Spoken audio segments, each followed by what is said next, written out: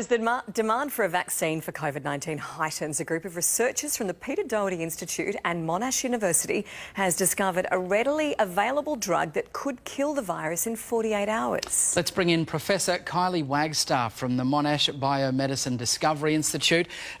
Professor, we're being cautiously optimistic here, but any reason for optimism at the moment we're clinging to. This really is fantastic news. Tell me how it was discovered.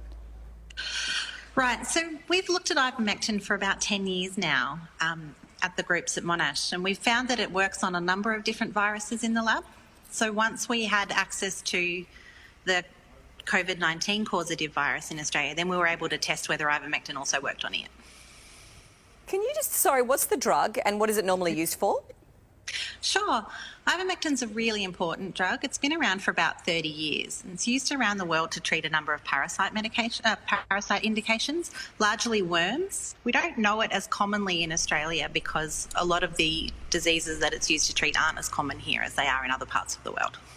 I can't imagine the reaction when you trialled this and saw just how effective it had been.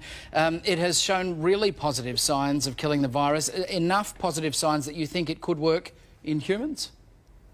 Sure, it's really works very well inside the cell culture, but I have to say that cells in a dish is not really the same as a virus inside a human, so that's the next step. We need to see whether the dosages that we know are safe and able to be given to people are able to work on the virus still, and then we can translate the findings into humans. How did you discover this? Because if it's a drug that's normally used for parasites and, lice hair treatment, how did you put that together?